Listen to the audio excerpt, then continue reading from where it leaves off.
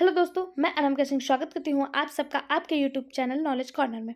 Friends, आज हम EVS के महत्वपूर्ण प्रश्नों की श्रृंखला को आगे बढ़ाते हुए आगे के क्वेश्चन को देखेंगे। उससे पहले आप चैनल को सब्सक्राइब कर लीजिए, वीडियो को लाइक कर दीजिए और ज़्यादा से ज़्यादा शेयर करिए। आज का पहला क्वेश्चन है, निम्नलिखित में से भारत में कौन सा स्थान जैव विविधता हॉट स्पॉट है। आपको 4 ऑप्शन दिए हैं और आपसे पूछा है इसमें से जैव विविधता हॉट स्पॉट कौन सा है। पश्चिमी घाट, नंदा देवी, अरावली, एक से अधिक या इनमें से कोई नहीं। आपको बता दें, आप सबका डिमांड था कि ईवीएस की क्लासेस चलाई जाए क्वेश्चन वाइज, तो मैंने ईवीएस थोड़ा बहुत आपको शॉर्ट के माध्यम से बताने की कोशिश की थी, लेकिन आप सब अनुरोध कर रहे थे कि आप सबका ही मांग था कि ईवीएस की क्लासेस चलाई जाए। अगर आप ईवीएस की क्लासेस और पाना चाहते हैं तो चैनल को ज़्यादा से ज़्यादा सब्सक्राइब करें, वीडियो को लाइक करें और कमेंट बॉक्स में आप बताते रहिए कि आपको किस चीज़ की क्लासेस की और ज़रूरत है। ठीक है, क्वेश्चन है, निम्नलिखित में से भारत में कौन सा स्थान जैव विविधता हॉट स्पॉट है। पश्चिमी घाट, नंदा देवी, अरावली, एक से अधिक या इनमें से कोई नहीं। तो इसका जो सही जवाब हो जाएगा वो हो जाएगा पश्चिमी घाट। भारत का जो पश्चिमी घाट है ये जैव विविधता हॉट स्पॉट है। जैव विविधता हॉट स्पॉट क्या होता है? ऐसी जगह जहाँ पर अनेक प्रकार की प्रजातियाँ, अनेक प्रकार के पेड़ पौधे, अनेक प्रकार के जीव जंतु पाए जाते हों, उन्हें जैव विविधता हॉट स्पॉट कहा जाता है। भारत में मुख्य रूप से 4 जैव विविधता हॉट स्पॉट हैं। भारत में कितने जैव विविधता हॉट स्पॉट है, यहाँ से भी क्वेश्चन देखने को मिलता है कि कितने जैव विविधता हॉट स्पॉट है। तो 4 हैं। कौन कौन से? एक है पूर्वी हिमालय, दूसरा है पश्चिमी घाट, इंडो बर्मा क्षेत्र और सुंडालैंड। भारत में 4 जैव विविधता हॉट स्पॉट हैं। कितने हैं? 4। बहुत ध्यान से देखिएगा और इन्हें याद करके जाइएगा। हो सकता है नेक्स्ट क्वेश्चन में आपको नेक्स्ट पेपर में आपको यही क्वेश्चन देखने को मिल जाए कि भारत में जैव विविधता हॉट स्पॉट कौन कौन से हैं, क्योंकि ये आपका बीपीएससी टीआरई 3.0 में पूछा गया क्वेश्चन है जो पेपर कैंसिल हो गया था। तो आपसे यहाँ से क्वेश्चन बन सकता है, क्योंकि बीपीएससी जो है, आयोग जो है, वो एक क्वेश्चन को रिपीट करता है। ठीक है, तो जैव विविधता हॉट स्पॉट भारत में कितने हैं? 4 है। कौन सा है? पूर्वी हिमालय, पश्चिमी घाट, इंडो बर्मा क्षेत्र और सुंडालैंड। ठीक है, ये 4 जैव विविधता हॉट स्पॉट भारत में है। अगला क्वेश्चन है बीओडी, जिसका फुल फॉर्म है बायोलॉजिकल ऑक्सीजन डिमांड, जैविक ऑक्सीजन की मांग। इसको इंग्लिश में कहते हैं बायोलॉजिकल ऑक्सीजन डिमांड। क्या इसका फुल फॉर्म है? Biological oxygen demand, biological oxygen demand biological oxygen demand इसका फुल फॉर्म है। इसको हिंदी में जैविक ऑक्सीजन की मांग कहते हैं। ये इंगित करता है पानी बहुत प्रदूषित है, पानी कम प्रदूषित है, पानी में सूक्ष्म जीवों की वजह से कार्बनिक पदार्थों का उपभोग ज़्यादा है, एक से अधिक या इनमें से कोई नहीं। तो इसका सही जवाब हो जाएगा ऑप्शन ए, पानी बहुत प्रदूषित है। जब पानी में प्रदूषण की मात्रा बढ़ जाती है तब बायोलॉजिकल ऑक्सीजन डिमांड बढ़ जाता है। जब बायोलॉजिकल ऑक्सीजन डिमांड बढ़ जाए तो आप समझ लीजिए पानी में प्रदूषण बहुत ज़्यादा है। पानी जब बहुत प्रदूषित होता है तो बायोलॉजिकल ऑक्सीजन डिमांड जो होता है ये उच्च हो जाता है, इसकी मांग जो होती है उच्च हो जाती है। ठीक है, बायोलॉजिकल ऑक्सीजन डिमांड कम होने का मतलब है कि पानी गुणवत्ता अच्छी है, पानी शुद्ध है। ठीक है, यहाँ से लोग कंफ्यूज हो जाते हैं कि बायोलॉजिकल ऑक्सीजन डिमांड ज़्यादा होगा या कम होगा तब पानी शुद्ध होगा। तो बायोलॉजिकल ऑक्सीजन डिमांड जब कम होगा यानी कि ऑक्सीजन कम मांग रहा है, पानी जो है वो ऑक्सीजन कम मांग रहा है, उसको पर्याप्त ऑक्सीजन मिल रहा है तो पानी शुद्ध होगा। लेकिन जब बायोलॉजिकल ऑक्सीजन डिमांड ज़्यादा होगा तो पानी अशुद्ध, पानी की गुणवत्ता में कमी को दर्शाता है। ठीक, अगला क्वेश्चन है, मल के द्वारा प्रदूषित पानी में मछलियों की मृत्यु हो जाती है, रोग जनकों के कारण, गलफड़ों के बंद होने के कारण, ऑक्सीजन की कमी के कारण, एक से अधिक या इनमें से कोई नहीं। तो इसका सही जवाब हो जाएगा ऑक्सीजन की कमी के कारण। जो पानी वाटर पॉल्यूशित है उसमें ऑक्सीजन की कमी हो जाएगी और जब ऑक्सीजन की कमी हो जाएगी तो बीओडी परीक्षण के द्वारा उसका जांच किया जाएगा कि इसमें ऑक्सीजन की कमी है, जो पानी की गुणवत्ता को दर्शाता है, जिसके कारण मछलियों की मृत्यु हो जाती है। क्यों? क्योंकि जल दूषित हो जाता है और दूषित जल में ऑक्सीजन की कमी होती है और मछलियां मरना शुरू हो जाती हैं, मछलियों में ऑक्सीजन नहीं मिल पाता है। ठीक है, अगला क्वेश्चन है, भारत में प्रवाल भित्ति पाई जाती है हिमालय क्षेत्र में, अंडमान एवं निकोबार द्वीप समूह में, उत्तर प्रदेश में, एक से अधिक या इनमें से कोई नहीं। तो इसका सही जवाब हो जाएगा ऑप्शन बी, अंडमान और निकोबार द्वीप में। भारत में प्रवाल भित्ति जो है, कोरल लीफ जो है, ये केवल अंडमान निकोबार द्वीप में ही नहीं बल्कि कच्छ की खाड़ी, मन्नार की खाड़ी, पाक की खाड़ी और लक्षद्वीप समूह में भी पाया जाता है। परवाल भित्ति जो होता है, ये कोरल लीफ जो होता है, ये समुद्री एरिया में पाया जाता है। तो हम सभी को पता है हिमालय क्षेत्र कुछ यहाँ पे है, यहाँ से कोई भी समुद्र सीमा साझा नहीं करता। उत्तर प्रदेश भारत में यहाँ पे है, यहाँ पे भी कोई पानी का एरिया नहीं है। लेकिन ये क्षेत्र जो आपका ये थोड़ा सा राजस्थान और गुजरात से होता हुआ यहाँ पे जो क्षेत्र है आपका, ये वाला क्षेत्र जो है यहाँ पे जो है, ये यहाँ पे अरब सागर है, यहाँ पे अरेबियन सी है और यहाँ पे बंगाल की खाड़ी है। तो यहाँ पे परवाल भित्ति आपको देखने को मिलती है। यहाँ पे अंडमान और निकोबार है। अगर भारत के रफली मैप की बात करें, ये भारत का इधर का क्षेत्र है और यहाँ पे बात करें, यहाँ पे अंडमान और निकोबार है, यहाँ पे परवाल भित्ति पाई जाती है। यहाँ पे कच्छ का रण है, यहाँ पे भी परवाल भित्ति पाई जाती है। यहाँ पे गुजरात से बिल्कुल सटा हुआ कच्छ का रण, और यहाँ पे आपका है लक्षद्वीप द्वीप समूह, यहाँ पे भी परवाल भित्ति पाई जाती है। साथ ही साथ मन्नार की खाड़ी और पाक की खाड़ी में भी परवाल भित्ति यानी कि कोरल लीफ पाई जाती है। कोरल लीफ क्या होती है? कोरल लीफ जो होती है ये पारिस्थितिकी तंत्र को शुद्ध बनाने में काम में आती हैं। ठीक है, मूंगा भी एक प्रकार का कोरल लीफ है। मूंगा जो हम लोग आजकल अंगूठियों में यूज करते हैं, एक स्टोन के रूप में यूज करते हैं, ये भी एक प्रकार का कोरल लीफ है। ठीक है, अगला क्वेश्चन है,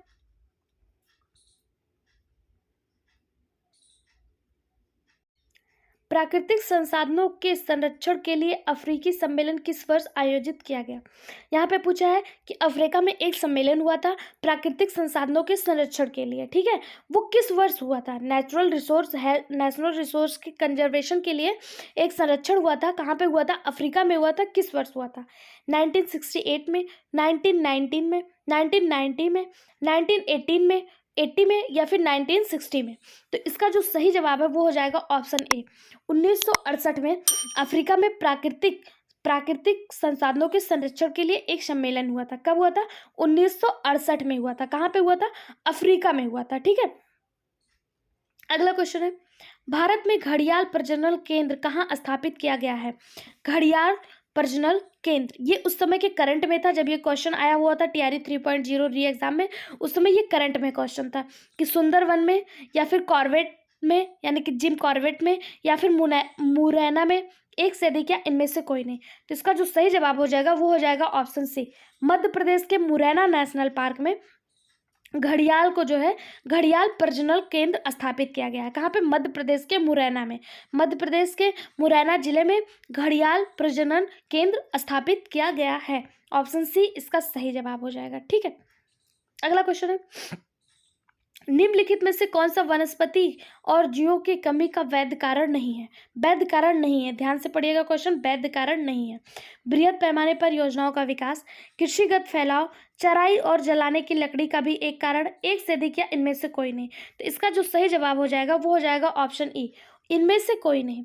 क्यों? क्योंकि बृहद पैमाने पर आयोजनों का विकास, कृषि का विस्तार तथा चराई और जलाने की लकड़ी का एक भी कारण तीनों वनस्पतियों और जीवों की कमी के वैध कारण नहीं है। ठीक है, तीनों ही वैध कारण नहीं है। तो इसका सही जवाब हो जाएगा ऑप्शन ई। अगला क्वेश्चन है, ऑटोमोबाइल निकास जिसे एग्जॉस्ट कहते हैं का सबसे खतरनाक प्रदूषक है। ऑटोमोबाइल से निकलने वाला सबसे खतरनाक प्रदूषक कौन सा है? पारा, कैडमियम, सीसा, एक से अधिक या इनमें से कोई नहीं। ये बीपीएससी टीआरई 2.0 में पूछा गया क्वेश्चन है। ऑटोमोबाइल से निकलने वाला सबसे खतरनाक पदार्थ क्या है? क्या वो मरकरी है, कैडमियम है, लेड है? तो इसका जो सही जवाब हो जाएगा वो हो जाएगा ऑप्शन सी, लेड। लेड जो है ये ऑटोमोबाइल से निकलने वाला सबसे ज्यादा प्रदूषक पदार्थ है, सबसे ज्यादा खतरनाक पदार्थ है लेड। ऑप्शन सी इसका सही जवाब हो जाएगा। जिसे आप सीसा कहते हैं, इसका जो फॉर्मूला होता है, इसका जो सिंबल होता है वो होता है पीवी। पीवी से लेड को प्रदूषित करते हैं और ये ऑटोमोबाइल से निकलने वाला सबसे खतरनाक प्रदूषक है। ठीक है, इसका शरीर पर बहुत ज़्यादा प्रभाव पड़ता है, जैसे न्यूरोलॉजिकल और गैस्ट्रोइंटेस्टाइनल प्रभाव इसका देखने को मिलता है। ठीक है, लेड से। अगर आपसे पूछा जाए कि मरकरी से कौन सा रोग होता है, मरकरी से कौन सी बीमारी होती है, तो मरकरी से जो होता है वो मिनी माता रोग होता है। मरकरी अगर अधिक हो जाए तो कौन सा बीमारी होता है? मिनी माता रोग होता है, मिनी माता। बात करें कैडमियम की, तो कैडमियम से कौन सी बीमारी होती है ये आप कमेंट बॉक्स में कमेंट करके हमें बताइएगा कि कैडमियम में कौन सी बीमारी होती है। अगर आप कमेंट बॉक्स में अपना सही जवाब देते हैं तो नेक्स्ट वीडियो में आपके नाम के साथ आपका कमेंट दिखाया जाएगा। ठीक है, अगला क्वेश्चन है, मानव गतिविधियों के कारण पर्यावरण में प्रतिकूल परिवर्तन कहलाता है। मानव गतिविधियों के कारण पर्यावरण में प्रतिकूल परिवर्तन कहलाता है, क्या कहलाता है? पारिस्थितिकी अशांति यानी कि इकोलॉजिकल डिस्टरबेंस, या फिर तबाही, या फिर पारिस्थितिकी क्षरण। एक से अधिक या इनमें से कोई नहीं। मानव गतिविधियों के कारण जो पर्यावरण में प्रतिकूल परिवर्तन होता है वो क्या कहलाता है? वो कहलाता है इकोलॉजिकल डिग्रेशन। इकोलॉजिकल डिग्रेशन पारिस्थितिकी क्षरण कहलाता है। ठीक है, ऑप्शन सी इसका सही जवाब हो जाएगा, ऑप्शन सी। अगला क्वेश्चन है, एक सींग युक्त गैंडा का गृह राज्य है। Home state of one horn rhinoceros is Gujarat, Kerala, Assam, एक से अधिक या इनमें से कोई नहीं। जो सींग युक्त गैंडा है वो भारत के असम में पाया जाता है।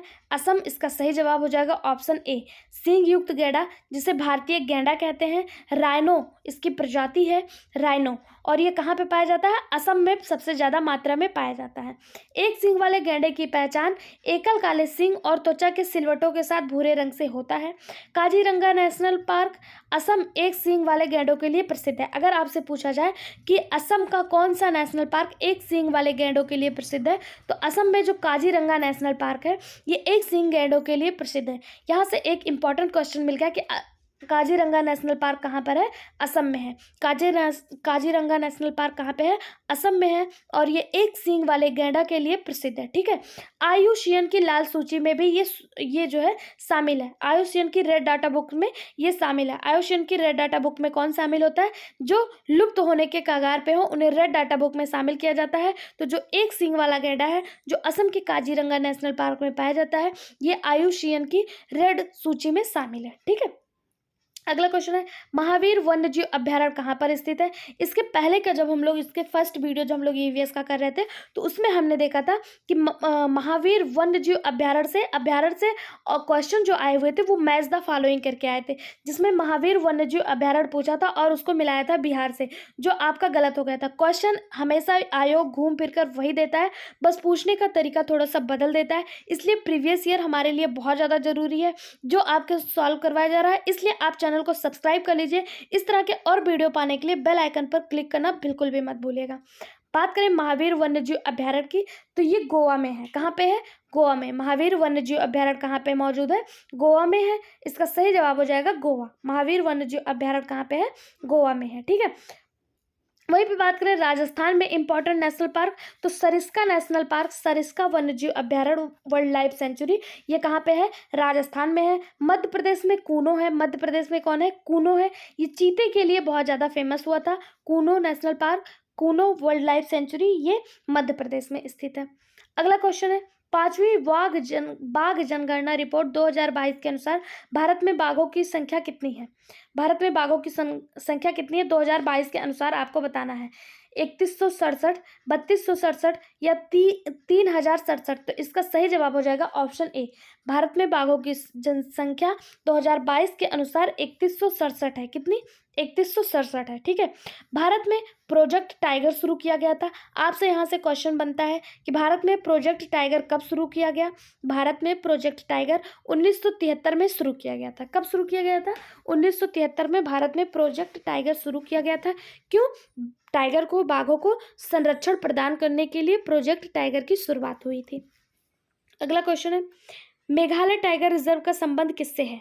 मेघालय यहाँ से बेसिकली पूछ रहा है कि मेघालय टाइगर रिजर्व किससे संबंधित है, कहाँ पे प्रेजेंट है? उत्तराखंड, महाराष्ट्र, पश्चिम बंगाल, एक से अधिक या इनमें से कोई नहीं। तो मेघालय नहीं, मेलघाट टाइगर रिजर्व है। तो मेलघाट टाइगर रिजर्व जो है ये महाराष्ट्र में स्थित है। ऑप्शन बी इसका सही जवाब हो जाएगा। मेलघाट टाइगर रिजर्व कहाँ पे है? महाराष्ट्र में। महाराष्ट्र में कहाँ पे? महाराष्ट्र के अमरावती जिले में मौजूद है। महाराष्ट्र के अमरावती जिले में मेलघाट टाइगर रिजर्व प्रेजेंट है। अगर आपसे क्वेश्चन में पूछ लिया, हो सकता है अगली बार आपसे महाराष्ट्र न दे के अमरावती दे दे, तो अमरावती जिला कहाँ पे है? महाराष्ट्र में है, और वहीं पर क्या स्थित है? मेलघाट टाइगर रिजर्व स्थित है। यह टाइगर रिजर्व मध्य भारत में सतपुड़ा हिल रेंज की दक्षिणी शाखा पर स्थित है। कहाँ पर? सतपुड़ा हिल रेंज की दक्षिणी शाखा पर, जिसे गवीलगढ़ हिल कहा जाता है। सतपुड़ा हिल रेंज को क्या कहा जाता है? गवीलगढ़ हिल कहा जाता है। हो सकता है अगली बार आपसे पूछ ले कि ये किस हिल पर स्थित है, तो सतपुड़ा हिल रेंज के गवीलगढ़ हिल पर स्थित है। ठीक है, 1974 में इसे बाघ अभ्यारण्य घोषित किया गया था। मेलघाट को बाघ अभ्यारण्य कब घोषित किया गया? 1974 में घोषित किया गया। किस अधिनियम के तहत, किस अधिसूचना के तहत? तो 1973-1974 में अधिसूचित पहले 9 बाघ अभयारण्यों में से ये एक है। ठीक है, 1973 में क्या हुआ था? 1973 में बाघ प्रोटेक्शन एक्ट लाया गया था 1973 में। उसमें 9 बाघ अभयारण्य घोषित किए गए थे, उनमें से एक ये है मेलघाट टाइगर रिजर्व। ठीक है, कहाँ पे है? अमरावती जिला, महाराष्ट्र के अमरावती जिले में, गविलगढ़ हिल पर। ठीक, अगला क्वेश्चन है, हिमालयी भूरा भालू, एशियाई जंगली भैंसे, रेगिस्तानी लोमड़ी किसके उदाहरण हैं? यानी कि जो हिमालय ब्राउन बियर है, वाइल्ड एशियाटिक बफेलो है और डिजर्ट फॉक्स है, ये किसके एग्जाम्पल हैं? रेयर स्पीसीज के, या फिर विलुप्त प्राणी जिसे एक्सटिंक्ट स्पीसीज कहते हैं, या फिर इंडेंजर्ड स्पीसीज या लुप्त प्राय प्राणी, एक से अधिक या इनमें से कोई नहीं। इसका सही जवाब है रेयर स्पीसीज, ऑप्शन ए इसका सही जवाब हो जाएगा। रेयर स्पीसीज के ये एग्जाम्पल है हिमालयी भूरा भालू, एशियाई जंगली भैंसे और रेगिस्तानी लोमड़ी। ये दुर्लभ प्रजातियों के उदाहरण हैं। दुर्लभ प्रजातियां यानी कि जो अब बहुत कम देखने को मिलती हैं, लुप्त प्राय हो गई हैं, या फिर अब देखने को बहुत कम मात्रा में मिलती हैं, अभी हैं, मौजूद हैं, ख़त्म नहीं हुई हैं, लेकिन ये लुप्त प्राय हो गई हैं। तो उसमें ये आता है हिमालय भूरा भालू, एशियाई जंगली भैंसे और रेगिस्तानी लोमड़ी। ठीक, अगला क्वेश्चन है, निम्नलिखित में से किस गैस की वायुमंडलीय प्रदूषक माना जाता है? यहाँ पे जो गैस दिया हुआ है इनमें से पूछा है किसको वायुमंडलीय प्रदूषक माना जाता है।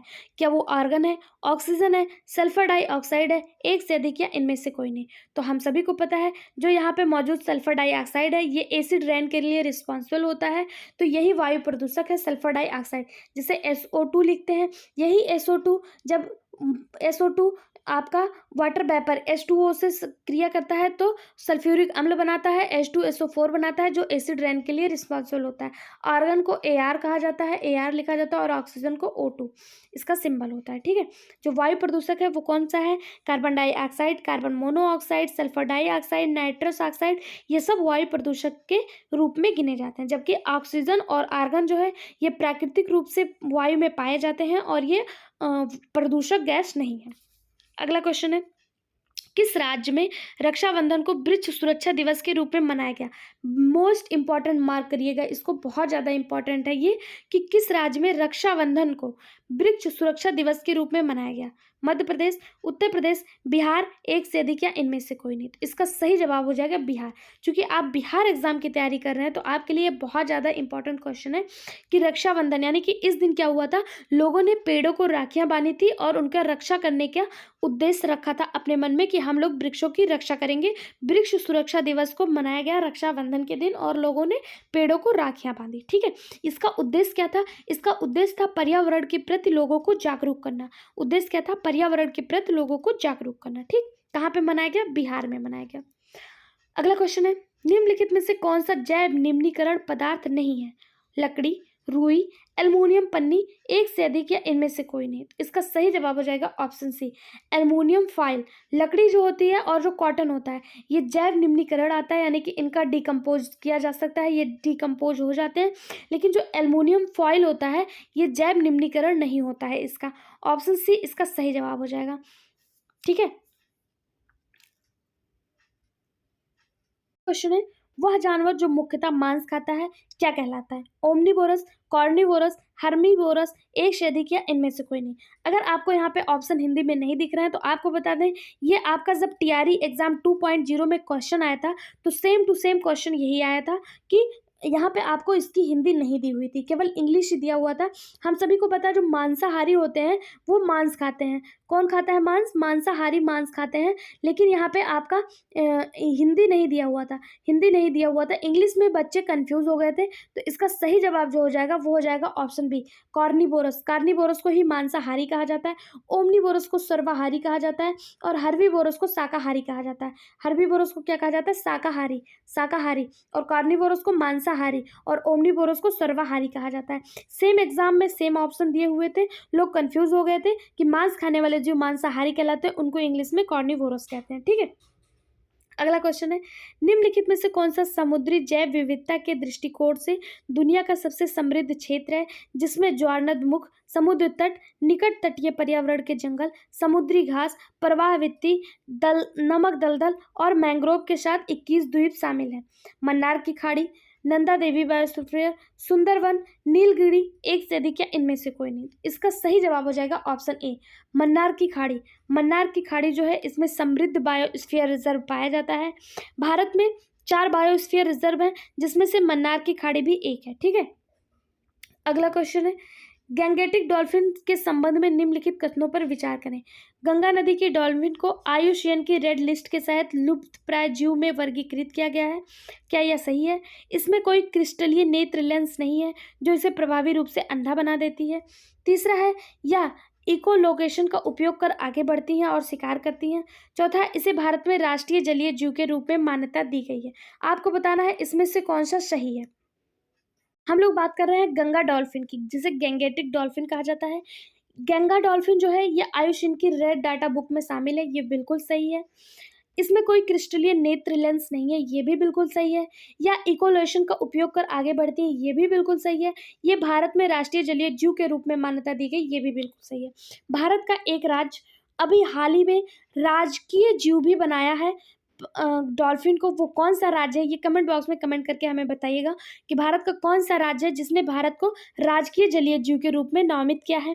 राष्ट्रीय जलीय जीव तो डॉल्फिन है ही, गंगा डॉल्फिन है ही, लेकिन एक राज्य ने भी इसे राजकीय जलीय जीव भी मान्यता दी है।